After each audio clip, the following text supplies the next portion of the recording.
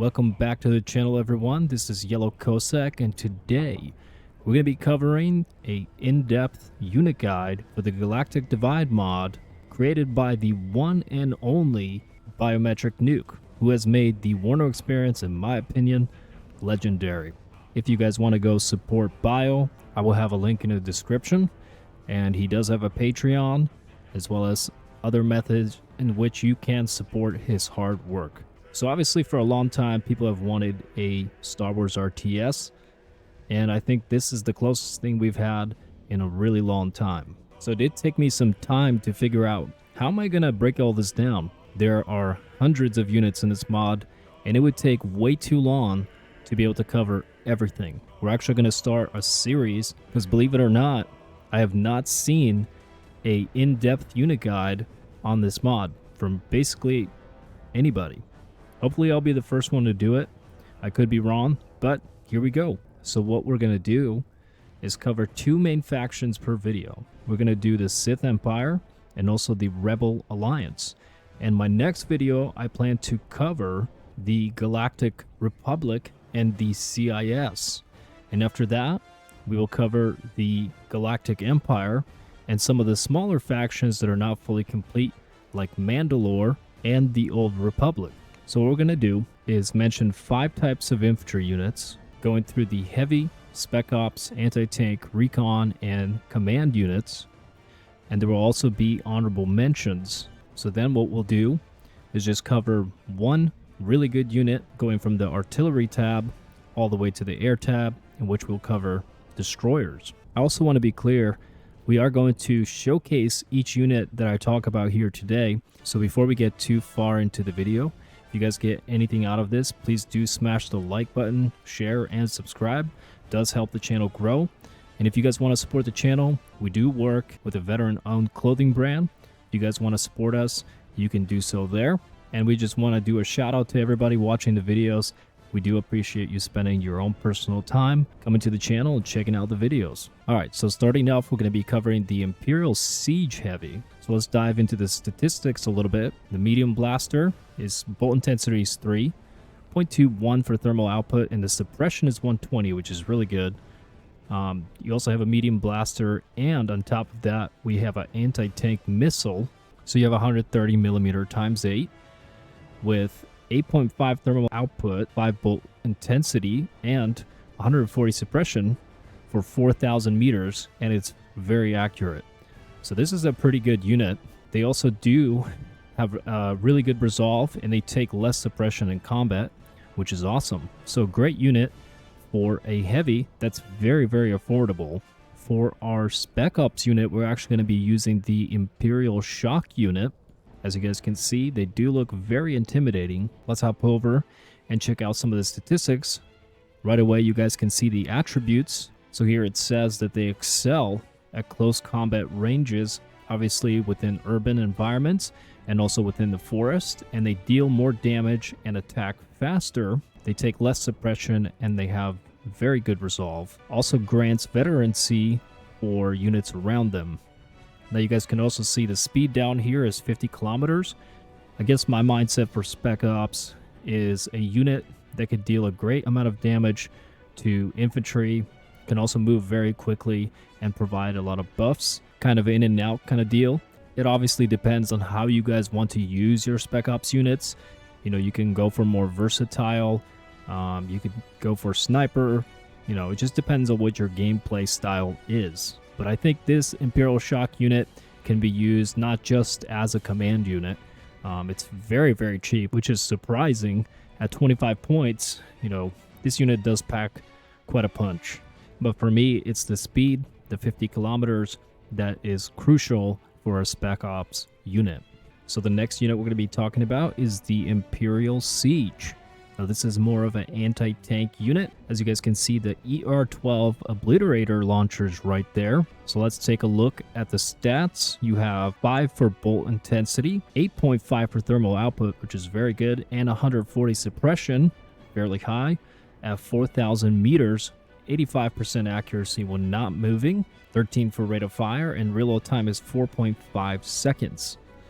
They do also have this nice medium blaster, making them capable of fighting infantry if they need to. But I overall think that the range is super nice, and it's a very good trade-off for an anti-tank unit for just 40 points. And again, any of these Imperial Siege units are resolute, and also they take less suppression, which is kind of important when you're getting shot at by heavy armor. So here we have Darth Hippeus for a command unit. I thought, why not? We could talk about that. It does look pretty badass. From talking to Bio, he did say he's going to add some really cool traits to Darth Hippeus, and it will be similar to the Jedis, but right now we're not 100% what they're going to be, but do expect that to happen in the near future. For tactical support, we're going to go with the Imperial Sniper. The DC-15X does look gnarly, and I sure as hell wouldn't want to catch that in the morning when I'm sitting on my porch. So let's take a look here. Times 100, bolt intensity is 4, thermal output 1, suppression 200, which is very nice.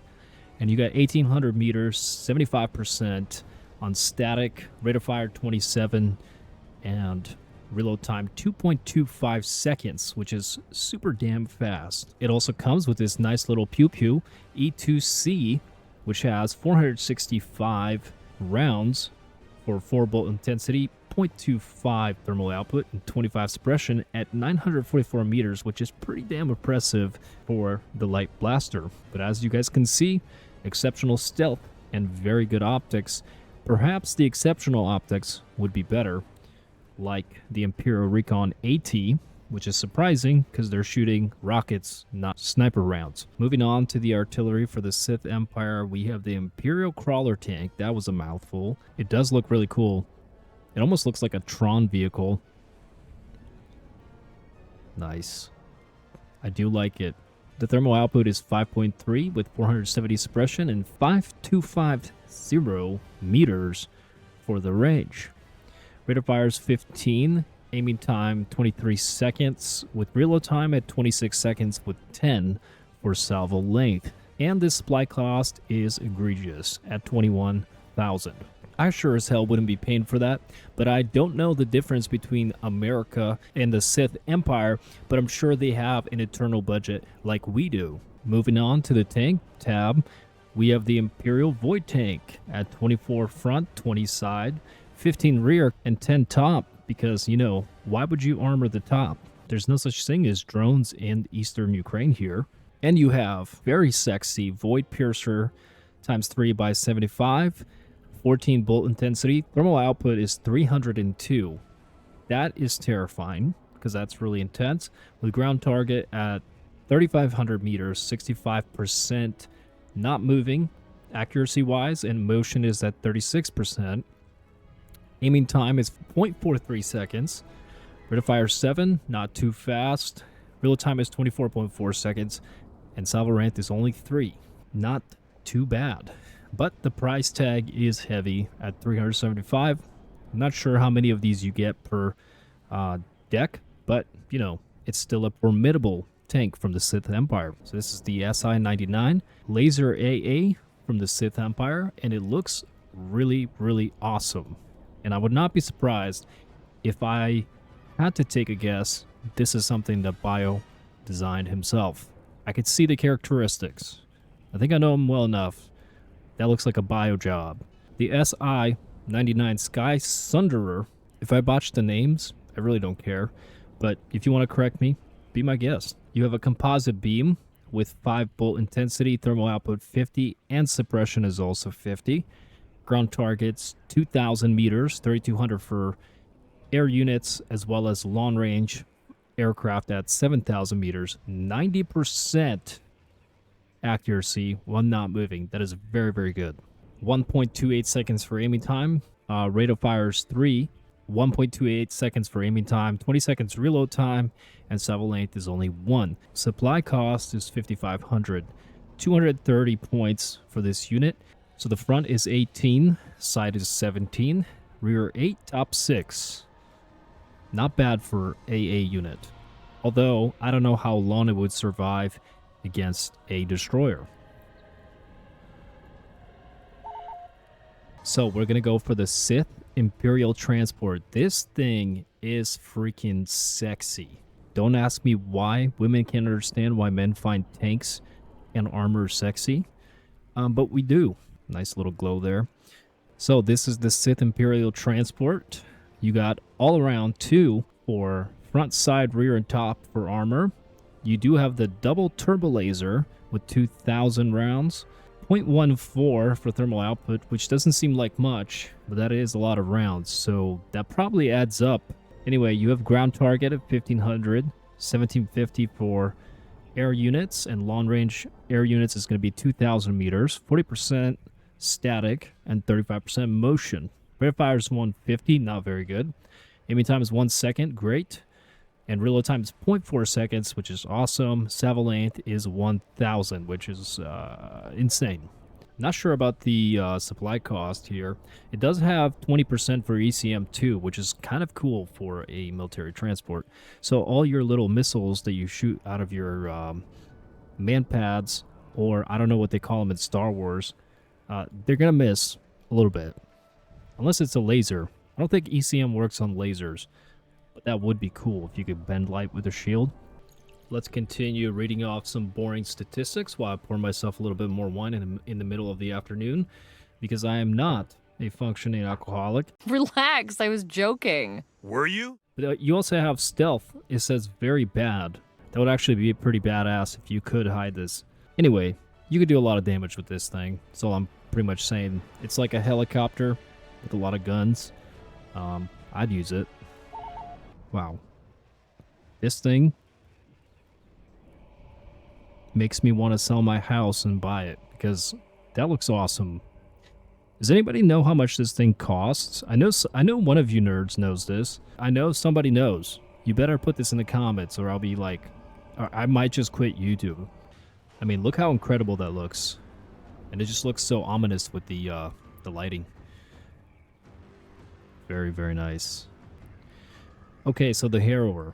The backbone of the fleet, versatile and numerous, destroyers provide a balanced mix of air superiority and medium-range ground bombardment across the battlefront.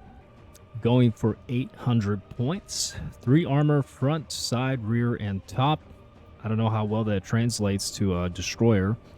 Going here, you do have heavy laser weaponry, times 32, times 4,000, and then heavy ion cannon, times 6, 4,000. So the number of heavy ion cannons plus the number of rounds. Concussion missiles times 20 and proton torpedoes times 10. You guys can see all the statistics here.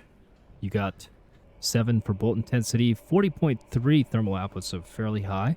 I'm assuming these are for other destroyers. 6,000 meters, and also you could do 14K for long-range attacks, which I think actually outranges the Providence. Air-to-air weaponry, you have proton torpedoes times 10 at 8 bolt intensity, thermal output 13.8, not very high, suppression 65.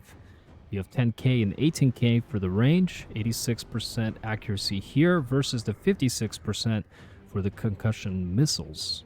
Max damage 170, good agility, travel time 45 seconds, 7,400 liters for fuel, 120 kilometers speed, and 4,000 kilometers for autonomy. 30% ECM too, which is nice. So yes, this is a great option for the Sith Empire as a destroyer. I'm sure you get a good amount of these in your deck. So that does it for the Sith Empire, ladies and gentlemen. Obviously, there are honorable mentions, such as the Leviathan, which looks straight up alien to me, like something you'd see out of Prometheus, at least a texture, but it does look really cool. Next, we're going to showcase the Rebel Alliance, and again, if you guys get anything out of this, please do subscribe, like, share, helps the channel grow. We appreciate you guys.